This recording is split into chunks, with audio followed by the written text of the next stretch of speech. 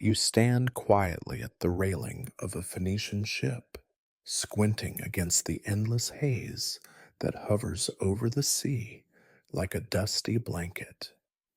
You are not sure exactly why you agreed to this journey, but now, having spent weeks rocking back and forth, battered by salt and boredom, you deeply regret the decision.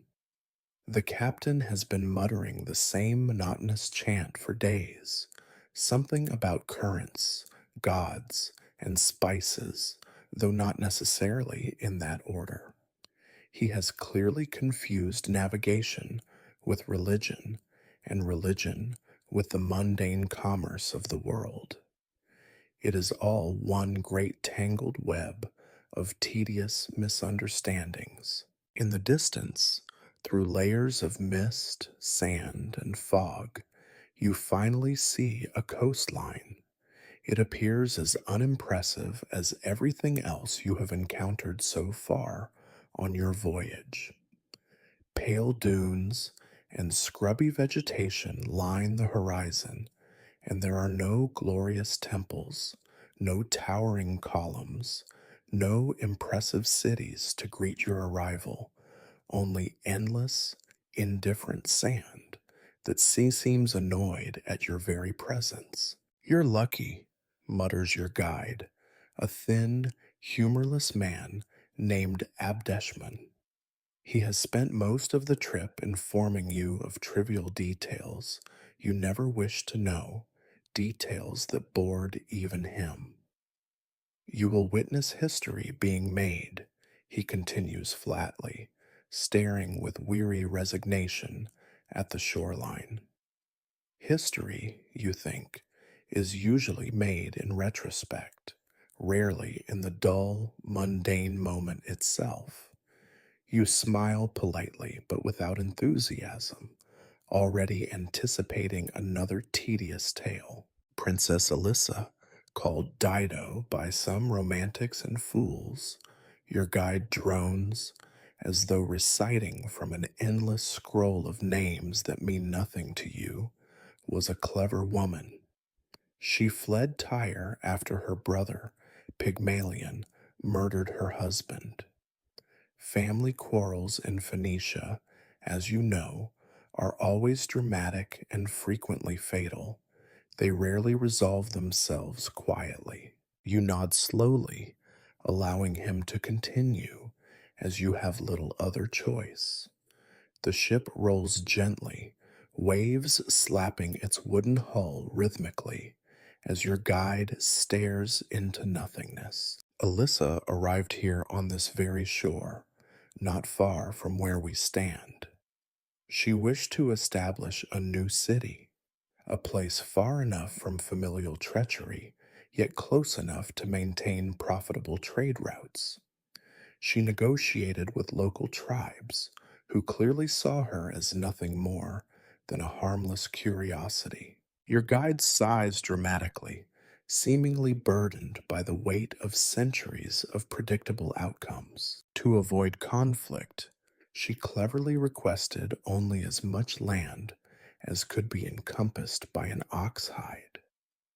The locals laughed at her supposed naivety and greedily agreed. Little did they know.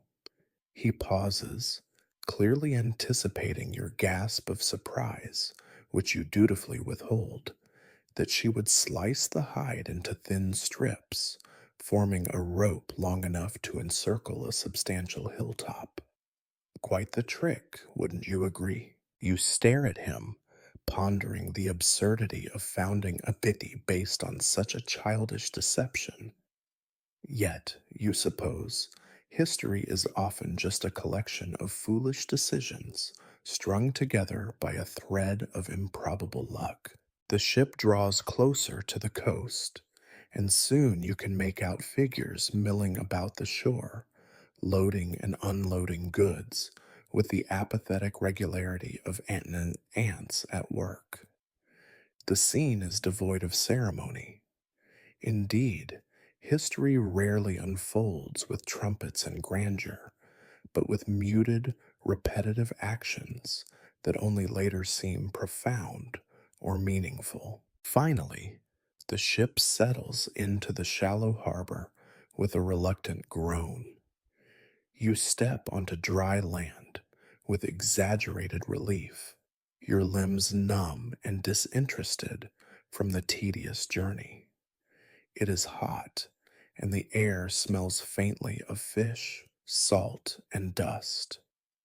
Everything around you seems worn out, as though the land itself has already grown tired of the humans trudging endlessly across it. Your guide leads you slowly up the sandy slope toward the settlement's core, an unimpressive cluster of tents and wooden huts that do not yet deserve to be called a city. You see weary men and women working mechanically, their faces as expressionless as the stones they stack, one atop another.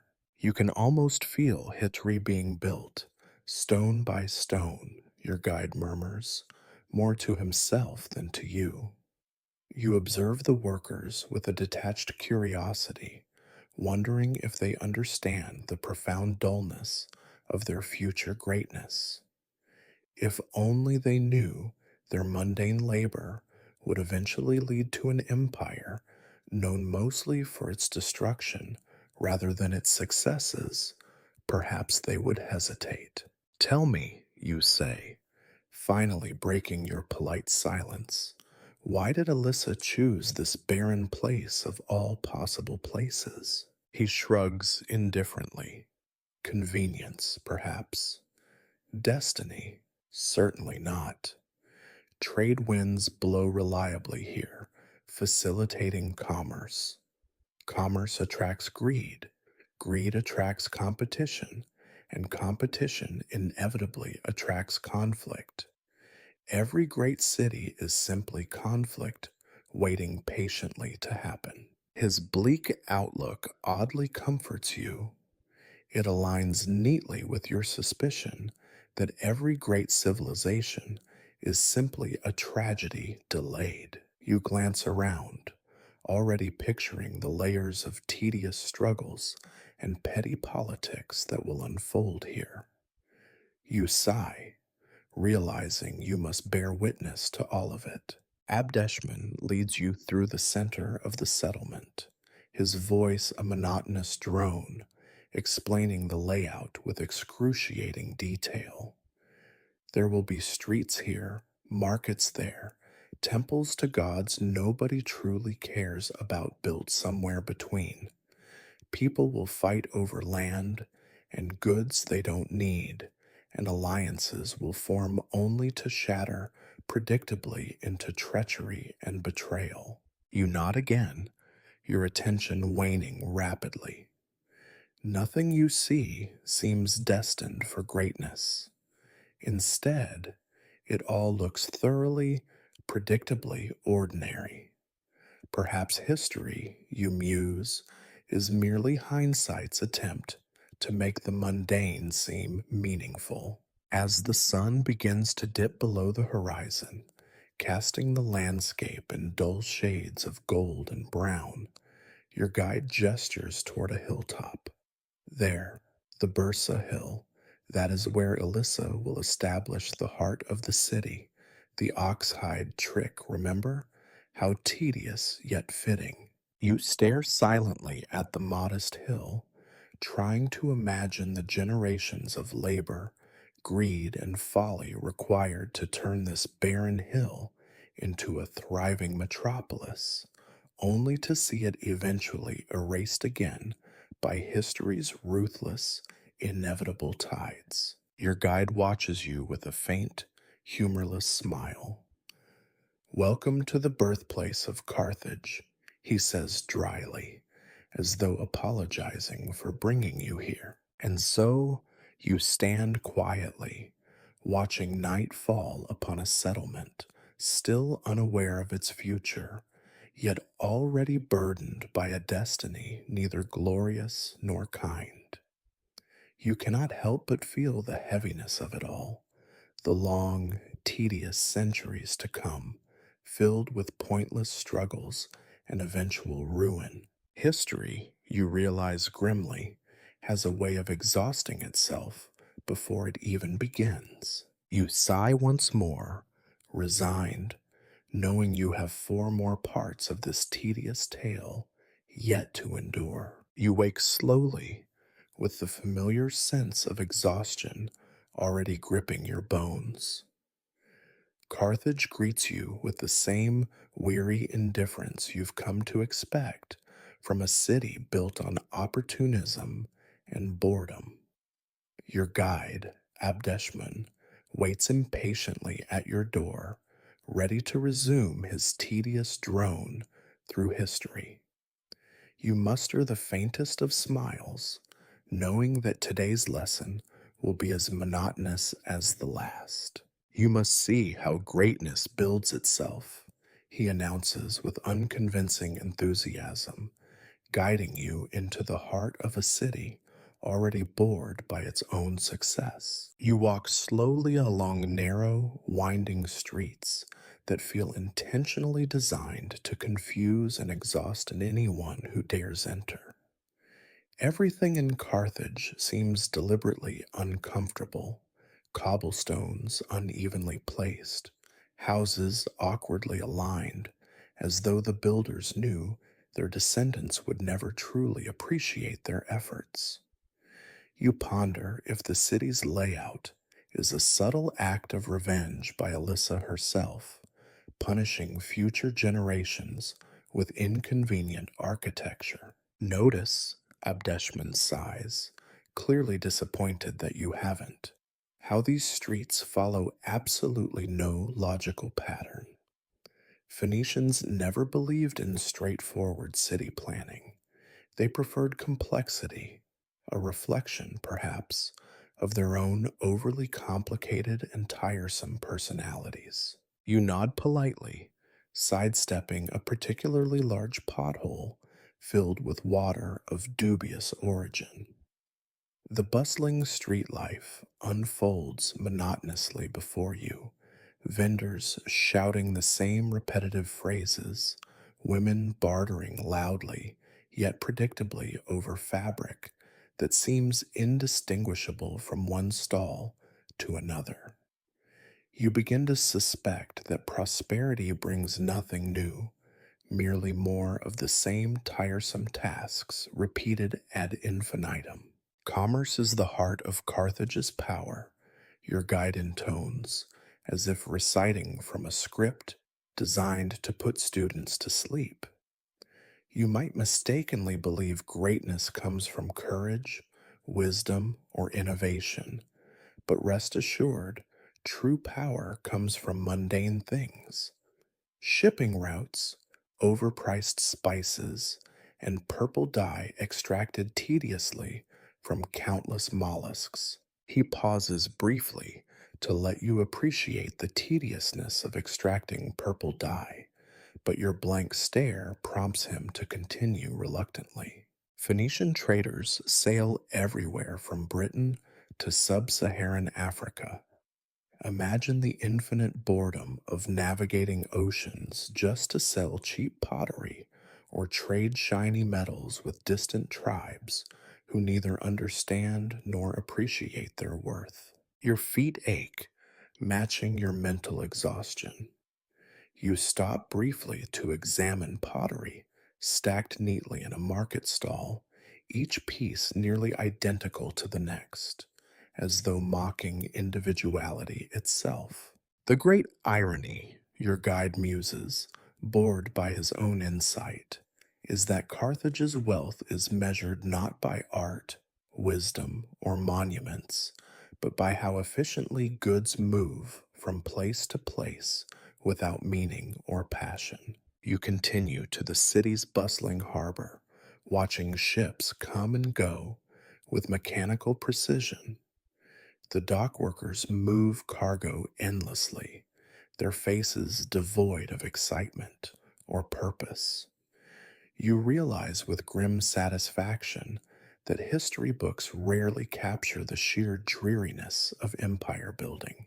Behold the great harbor, Abdeshman says flatly, waving his hand with feigned grandeur.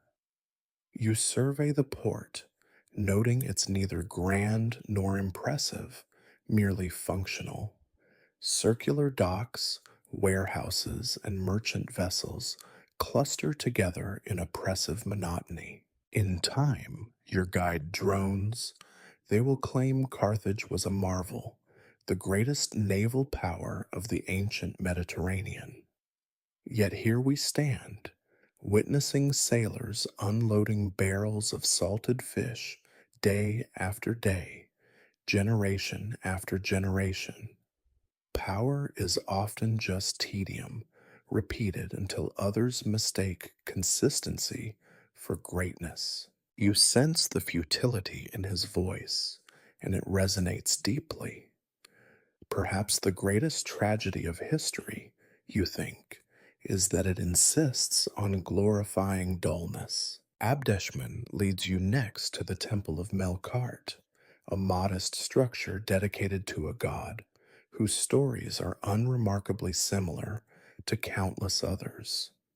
Priests shuffle through ceremonies mechanically, their chants flat, monotonous, lacking even the drama of true religious fervor. Incense drifts through the air, heavy and suffocating rather than transcendent. Religion, your guide remarks bitterly, exists mainly to justify boredom. Melkart is worshipped, yet rarely loved. Temples rise, offerings are made, priests chant endlessly. Everything happens exactly as expected, no surprises, just centuries of repetitive devotion. The gods must surely tire of it. You listen silently, watching worshippers offer sacrifices as routinely as you might pay taxes, with resignation rather than reverence. Even spirituality here feels mundane, a tiresome chore rather than a source of inspiration. Later, climbing slowly up Birsa Hill, you pause frequently, not from awe, but from sheer exhaustion. Abdeshman points vaguely toward the horizon, describing Carthage's empire with a predictable monotone. Sardinia, Corsica, western Sicily, southern Iberia, colonies established through endless negotiation, trade deals, minor skirmishes, and routine betrayals. Expansion is rarely heroic, mostly bureaucratic, tedious, and slow. You survey the vast but unremarkable landscape, imagining distant cities governed by bored administrators exchanging tedious letters about trivial disputes. Empire building, you realize, involves more paperwork than battles, more waiting than victories. Atop the hill, you see foundations of new buildings, evidence of a city slowly growing upward, yet always horizontally tedious. Workers lay bricks listlessly, without enthusiasm. History will speak of Carthage's impressive expansion, yet no historian will record the boredom etched onto each laborer's face. It's strange, your guide murmurs bleakly, how the growth of a great city is indistinguishable from its decay. Progress looks exactly like stagnation, just endless repetition.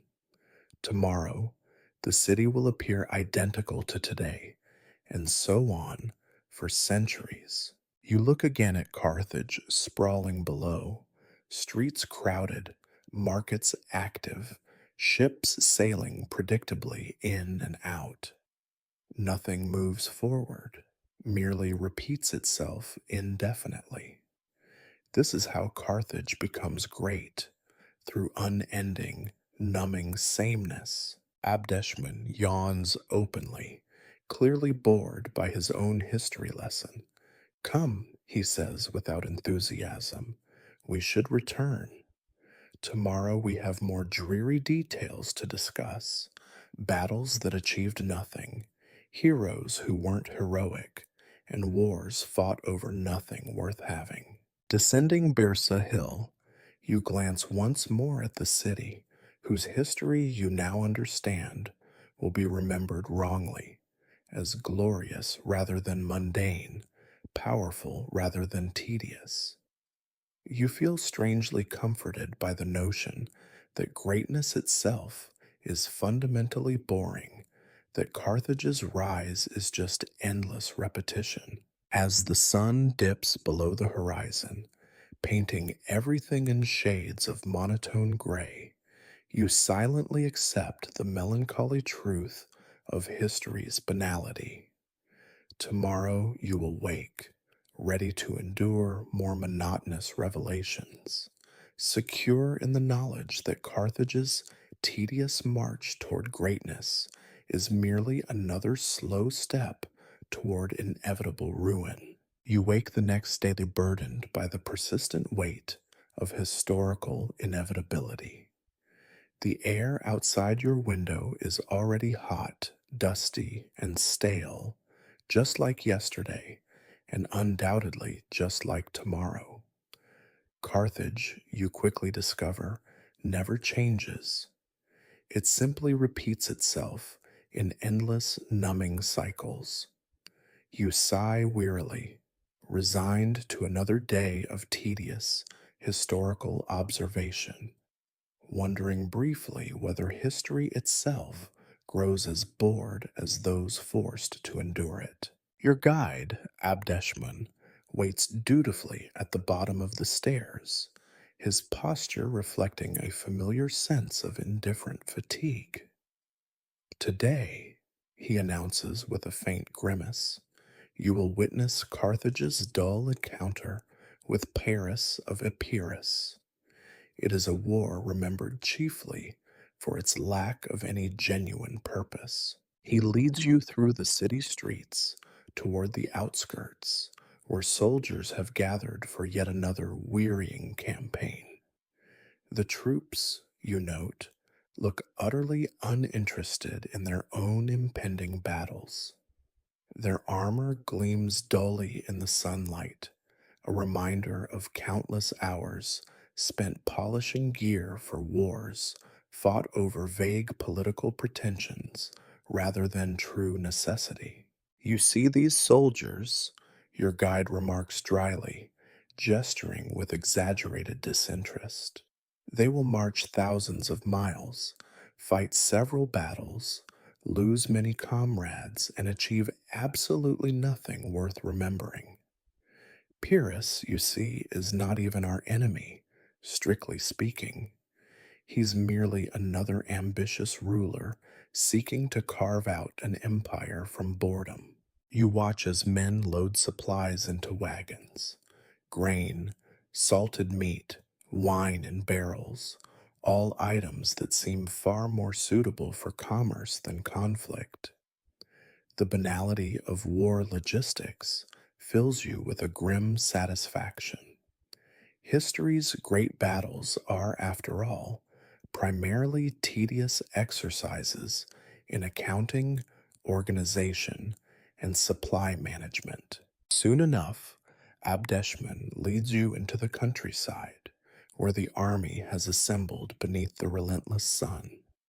You endure several hours of waiting, listening to commanders drone endlessly about troop positions, supply routes, and vague tactical objectives. You begin to appreciate why history books never emphasize how truly dull warfare can be. The generals speak of glory, Abdeshman whispers sarcastically, but most soldiers know the truth. Glory is merely boredom, decorated with occasional bloodshed. The irony, of course, is that even the bloodshed becomes tedious after a while. Finally, after what seems an eternity of mundane preparation, the army begins to march. Dust rises in choking clouds around you as thousands of feet shuffle monotonously forward, each step indistinguishable from the last. Your guide walks beside you, continuing his listless commentary as if narrating a particularly uninteresting theater production. Pyrrhus, king of Epirus, imagines himself a second Alexander. Ambitious men frequently delude themselves this way, chasing greatness without ever achieving it. His campaign against Rome, you see, has dragged him reluctantly into conflict with Carthage over control of Sicily, a place neither side truly desires, but both refuse to abandon out of sheer stubbornness. You marvel briefly at the folly of two great powers locked in conflict over an island that, from your perspective, hardly merits the effort. The march continues relentlessly, your mind wandering freely as boredom settles deeply into your bones. Days pass slowly, blending seamlessly into each other. Eventually, your exhausted caravan reaches the outskirts of Syracuse, the great Greek city on Sicily. Pyrrhus's foes wait ahead, equally bored, equally tired, and equally convinced that victory will bring no meaningful reward. As the armies prepare for battle, Abdeshman explains the impending clash in maddening detail. Each side possesses heavy infantry, cavalry, and war elephants, majestic beasts who probably wonder how they ended up involved in this absurdity. Elephants crossing mountains and seas simply to die in petty wars, human folly at its most repetitive. The battle itself, when it finally occurs, unfolds predictably. Men clash violently, yet impersonally, swords striking armor without enthusiasm, spears thrust mechanically forward with practiced indifference. Screams of pain mix seamlessly with weary sighs, the sounds indistinguishable from 1,000 previous battles. The violence is routine, monotonous, depressingly ordinary. You watch the carnage dispassionately, recognizing the irony that war, often portrayed as exciting, is fundamentally tedious. Soldiers fall silently, commanders shout instructions repeatedly ignored, and elephants rampage briefly, confused by the chaos, before eventually losing interest and wandering aimlessly off the battlefield. In the aftermath, both armies withdraw to tend wounds and count casualties, neither side decisively victorious. Abdeshman shakes his head knowingly, as if witnessing a disappointing play he's seen countless times before. Pyrrhus claims victory, of course. He has lost fewer men, but not few enough to matter. Carthage retreats slightly, but quickly returns. Soon enough, another tedious battle will follow, equally inconclusive, equally meaningless. History rarely admits how boring these repetitive conflicts truly are. You nod silently, feeling the dull ache of inevitability. Over weeks, the campaign continues in much the same fashion, marching, fighting inconclusive battles, retreating, regrouping, and fighting again. Soldiers die needlessly. Commanders negotiate half-hearted truces, only to betray them out of boredom. You realize grimly that history's most celebrated conflicts are often just meaningless repetition disguised as importance. Finally, exhausted by the pointless cycle, Pyrrhus withdraws entirely, declaring a hollow victory while privately acknowledging total defeat. Carthage remains equally dissatisfied. The war resolves nothing. Territories remain disputed, ambitions unfulfilled, grudges preserved for future tedious conflicts. Returning slowly toward Carthage, you reflect on the futility of it all. Soldiers trudge alongside you, their faces empty of pride or satisfaction. They understand, as you now do, that victories and defeats alike are fleeting, insignificant moments, punctuating an otherwise endless monotony. Back in the city, your guide walks quietly beside you, summing up the whole affair succinctly. History will call this conflict a Pyrrhic War, named, ironically, for Pyrrhus's costly, meaningless victories. But every war is Pyrrhic if you think about it. Tedious struggles fought repeatedly without genuine purpose. You consider his words, feeling their heavy truth. Carthage itself seems unchanged, unaffected by the conflict. Merchants continue selling goods. Priests chant repetitive prayers. Bureaucrats shuffle paperwork endlessly. Soldiers train for future unnecessary wars. Nothing improves, nothing deteriorates. It merely continues unchanged. As the sun sets slowly once again, painting the city in muted, melancholy hues, you understand clearly that Carthage's story, like all history, is merely a series of repetitive, pointless events masquerading as profound moments. Tomorrow, another chapter will begin, equally dull, equally predictable, equally inevitable. You sigh deeply, already weary of what lies ahead. You awaken reluctantly, feeling the familiar exhaustion settling upon you before you even rise from bed. The dusty air of Carthage drifts lazily through your window, heavy with the scent of impending historical inevitability. Today promises yet another tedious excursion through repetitive cycles of ambition, betrayal, and pointless warfare. Your enthusiasm for observing history, never particularly robust, has diminished steadily with each passing day.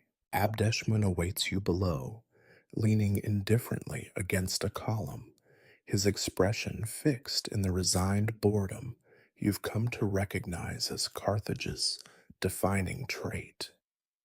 Today, he murmurs, barely glancing up, we begin the Punic Wars, 3 tedious conflicts against Rome, each more pointless than the last. Prepare yourself. You nod grimly, silently acknowledging the futility of resisting history's monotonous repetitions.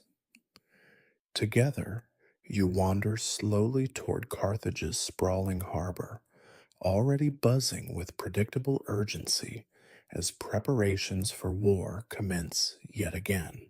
The First Punic War, Abdeshman intones, clearly bored by his own explanation, was initiated by minor disputes over control of Sicily, a prize whose value remains eternally questionable.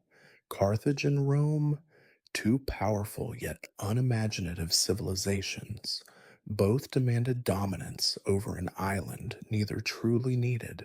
You watch as Carthaginian warships line the harbor, their crews busying themselves in monotonous preparation, rigging sails, loading cargo, and sharpening weapons with mechanical indifference. War, you think, is little more than tedious maintenance, punctuated occasionally by predictable violence. Abdeshman gestures wearily toward the horizon. Countless naval battles await. Hundreds of ships destroyed, thousands drowned, millions wasted. Neither side achieves meaningful gain.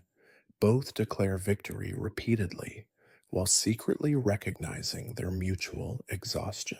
You imagine fleets crashing into each other, battles indistinguishable from those that preceded them, victories and defeats blending together until they lose all significance.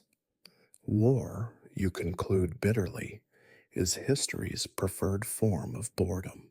Years pass slowly, the war continuing endlessly in repetitive cycles of combat and stalemate.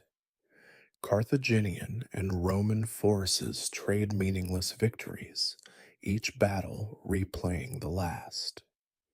Eventually, sheer exhaustion forces Carthage into reluctant surrender, ceding Sicily to Rome in a treaty whose terms are as tedious as the conflict itself. The Second Punic War, Abdeshman continues without pause, his voice as monotone as ever, is remembered mainly for Hannibal's audacious march through the Alps.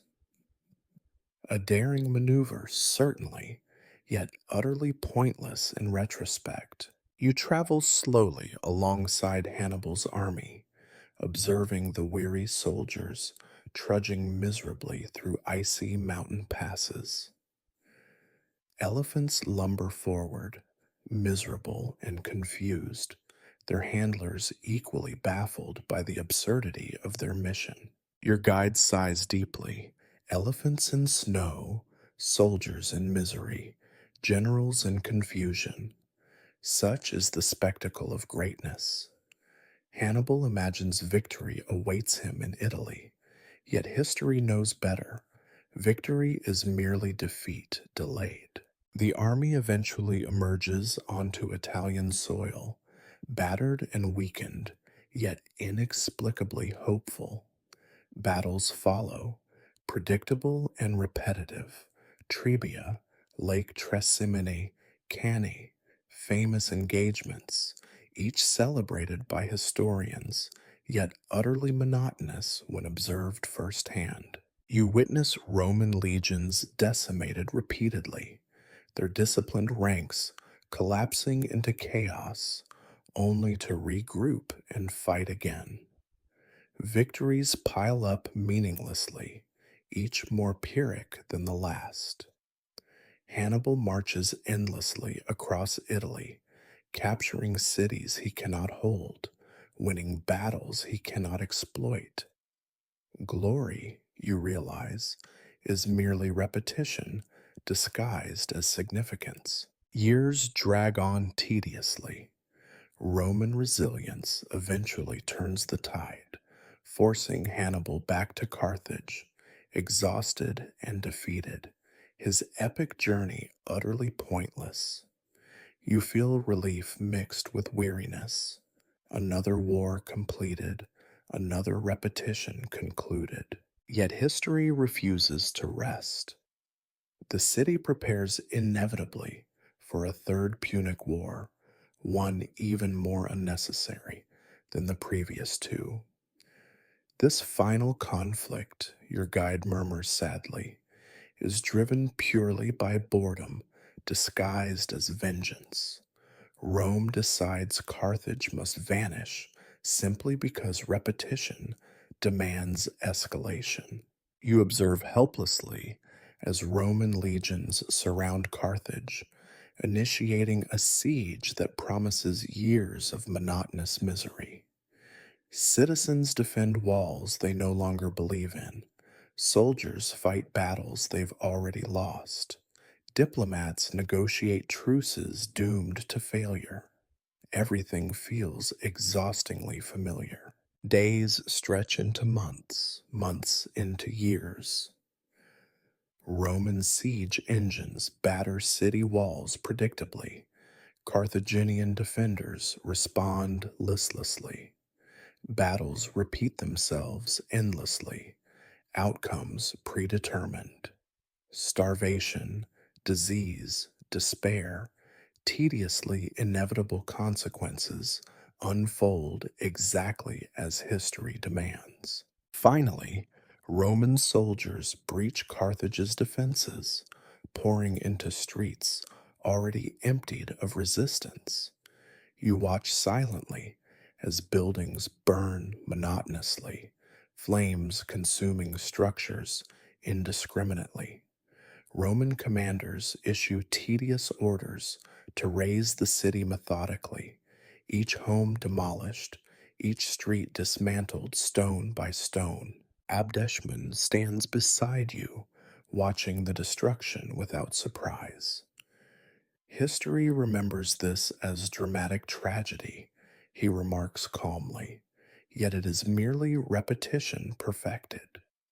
Every empire eventually faces this tedious fate, destruction as predictable as sunrise. You nod quietly, observing Roman soldiers sow salt into fields mechanically, erasing Carthage's future with practiced indifference.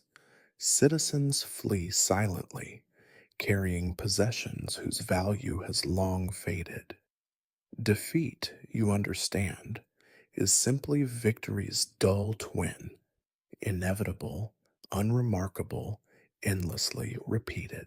In time, Carthage's ruins settle into quiet emptiness, a landscape devoid of greatness or tragedy, simply monotonous rubble awaiting future archaeologists.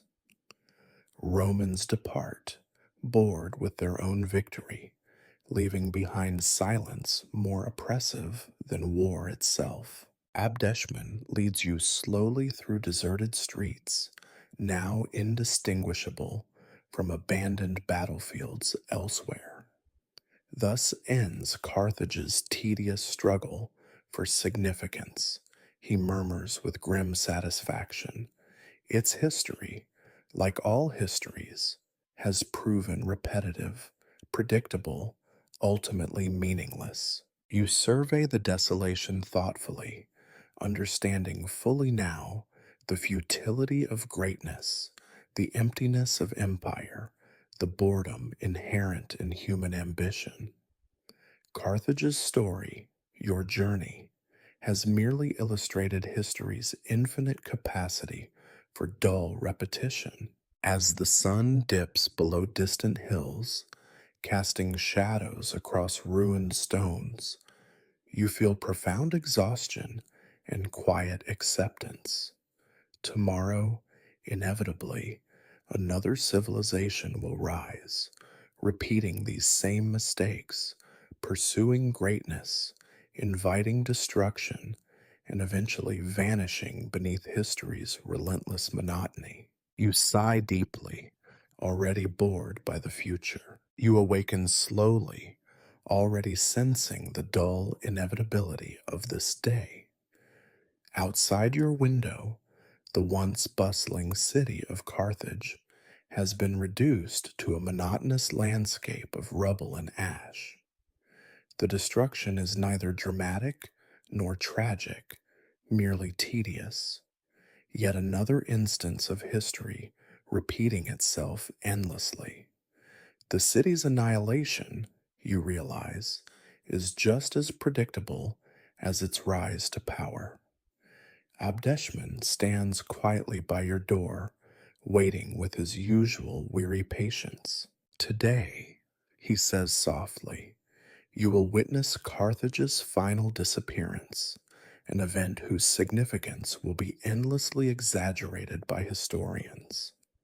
In reality, it will be neither exciting nor remarkable, merely another predictable end. You nod silently, feeling a strange comfort in the utter ordinariness of this final act. Together, you move through streets now devoid of life, the air thick with dust, and the faint, stale scent of destruction.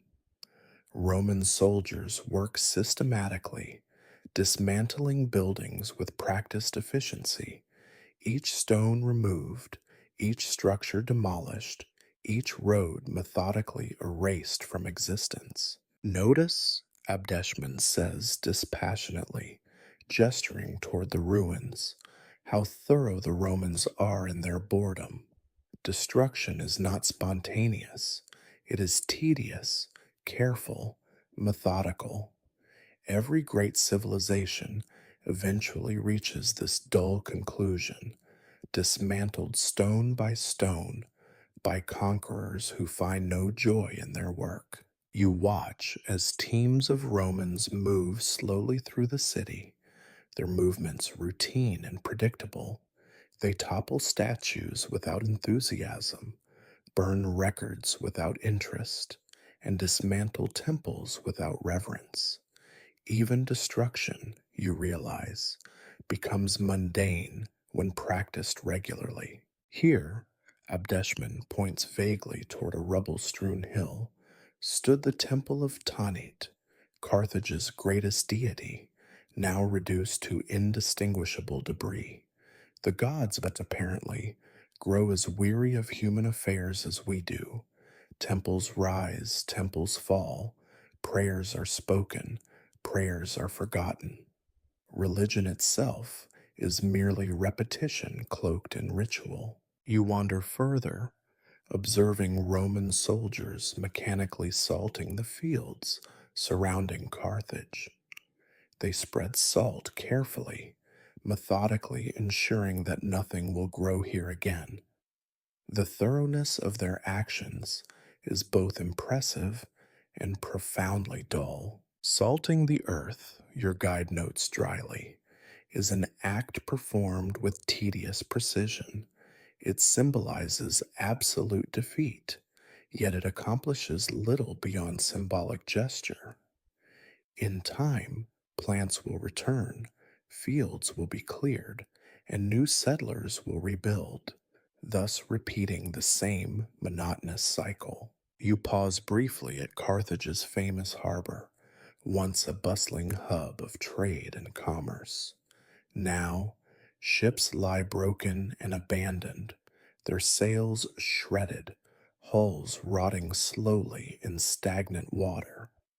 Roman soldiers dismantle docks plank by plank, tossing debris carelessly into the sea, their faces devoid of triumph or malice, merely bored indifference.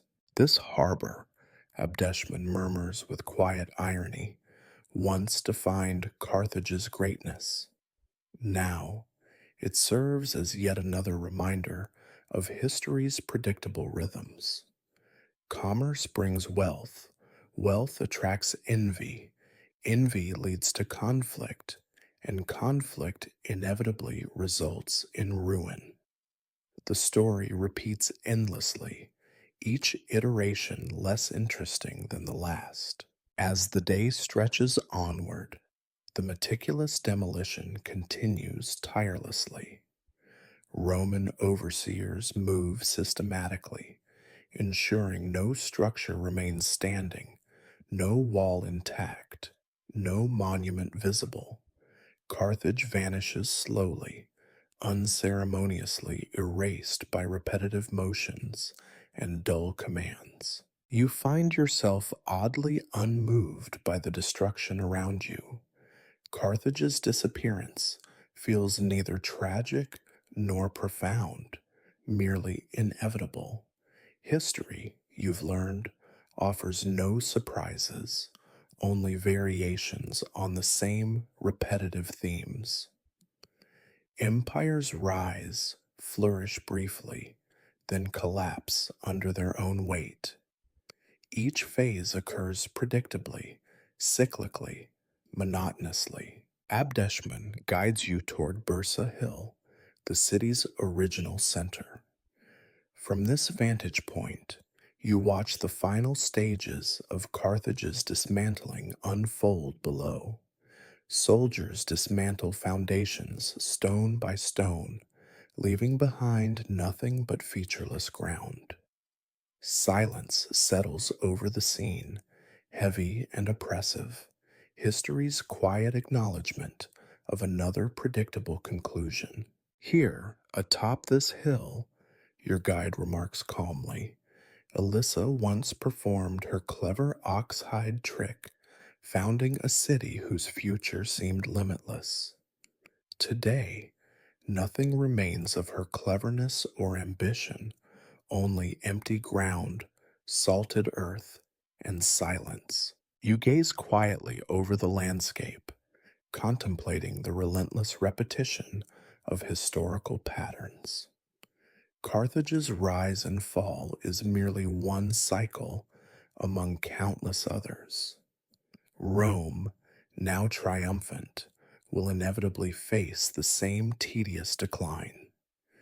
Empires endlessly repeat each other's mistakes, driven not by destiny, but by unimaginative consistency.